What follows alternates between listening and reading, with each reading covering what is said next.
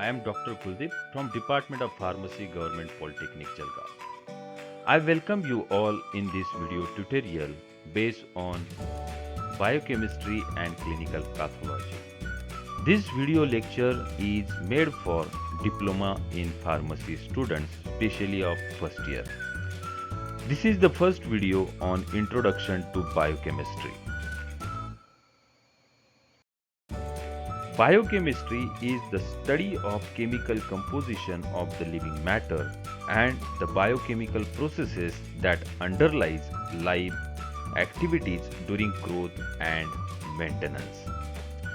The ultimate goal of biochemistry is to explain all life processes in molecular detail.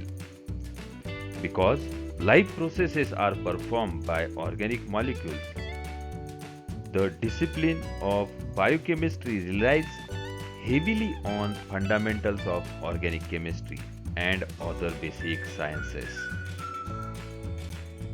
If you look at the organization of life and studied the chemistry, we found that most abundant elements are hydrogen, oxygen, carbon, nitrogen, phosphorus, and sulfur. The hydrogen is most abundantly present, whereas carbon is third abundant element in living organism. When these elements combine, they form monomers called as simple organic compounds. These monomers forms the polymers or macromolecules, and they are called biomolecules like proteins, fats, carbohydrates, oils, etc. From these, the various cellular components are produced and they become parts of a cell, and cell is completed with incorporation of this cellular component.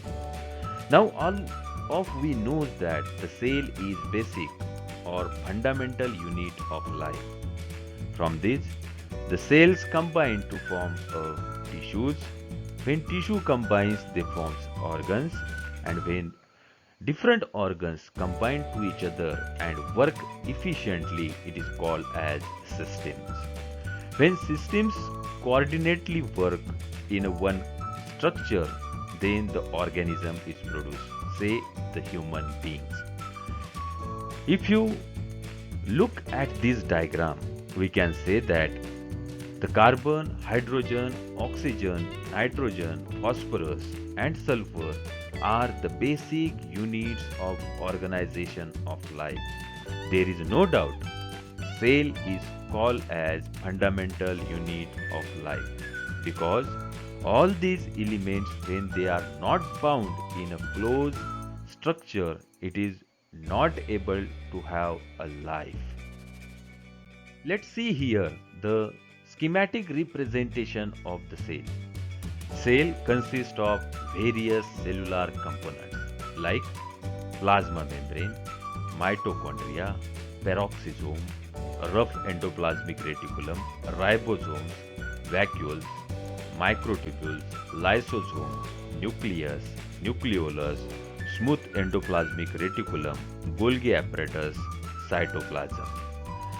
All these cellular components are made up of macromolecules, and each cellular component performs its distinguished function and they has distinguished characteristics.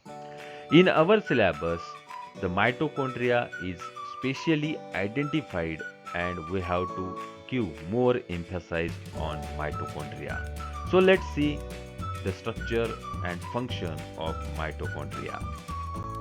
Mitochondria is a membrane-bound organelle found in the cytoplasm of almost all eukaryotic cells. The primary function of which is to generate large quantities of energy in the form of ATP. Mitochondria are typically round to oval in shape and range in size from 0.5 to 10 micron. In addition to producing energy, mitochondria store calcium for cell signaling activities, generate heat, and mediate cell growth and death. The number of mitochondria per cell varies widely. For example, in RBC, do not contain any mitochondria, whereas liver cells and muscle cells may contain hundreds or even thousands number of mitochondria. The outer mitochondrial membrane is freely permeable to small molecules and contains special channels capable of transporting large molecules. In contrast to this, the inner membrane is far less permeable, allowing only very small molecules to cross into the gel-like matrix that makes up the organelle's central mass. The matrix contains the DNA of the mitochondrial genome and the enzyme of the TCA cycle, which metabolizes nutrients into byproducts the mitochondria can use for energy production. The processes that convert these byproducts into energy occur primarily on the inner membrane, which is bent into folds known as cristae that house the protein components of the main energy generating system of a cell, the electron transport chain.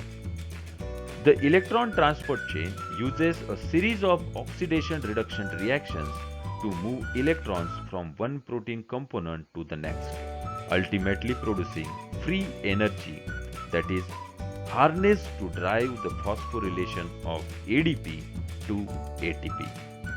This process, known as chemoosmotic coupling of oxidative phosphorylation, powers nearly all cellular activities, including those that generate muscle movement and fuel the brain functions. Let's see what is meant by biomolecules. Biomolecules are a group of items.